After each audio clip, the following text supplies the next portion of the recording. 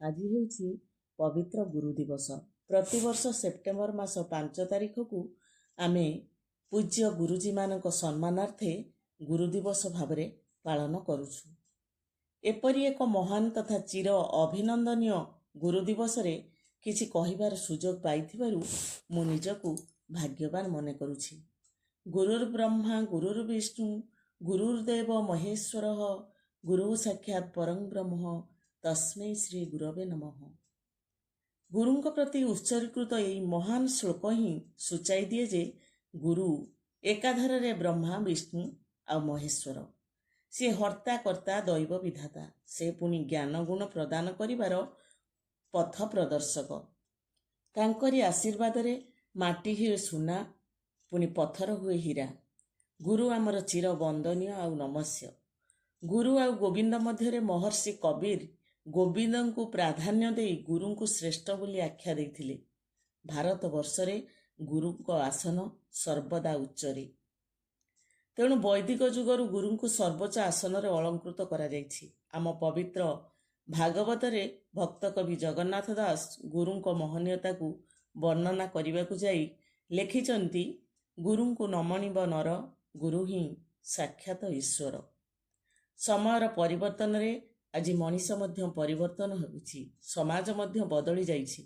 ଦେଶ ସ୍ୱାଧୀନତା ହେଲା ପରେ ବିଶ୍ୱବିଖ୍ୟାତ ଶିକ୍ଷକ ଦାର୍ଶନିକ ତଥା ଆମର ନମସ୍ୟ ରାଷ୍ଟ୍ରପତି ସର୍ବପଲ୍ଲୀ ରାଧାକ୍ରିଷ୍ଣ ଶିକ୍ଷା ପଦ୍ଧତି ଉପରେ ଗୁରୁତ୍ୱ ଆରୋପ କଲେ।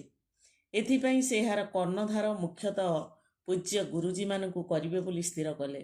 ଜଣେ ଛାତ୍ର ଓ ଭବିଷ୍ୟତ ତଥା ଦେଶର ଭବିଷ୍ୟତ ସୂତ୍ରଧର ସେ ପ୍ରଥମେ ଗୁରୁଙ୍କୁ ଶ୍ରେୟ ଦେବେ ବୋଲି ସ୍ଥିର କଲେ।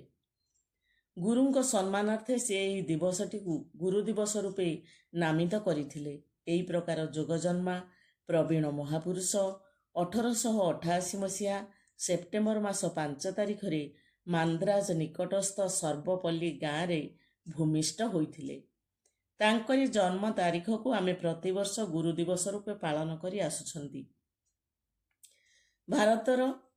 ଭାରତ ପରି ଏକ ଗୁରୁଭୂମି ବା ପୂଜ୍ୟ ପୂଜାର ଦେଶରେ ସର୍ବପଲ୍ଲୀ ରାଧାକ୍ରିଷ୍ଣଙ୍କ ଅବଦାନ ଅତୀବ ପ୍ରଶଂସନୀୟ।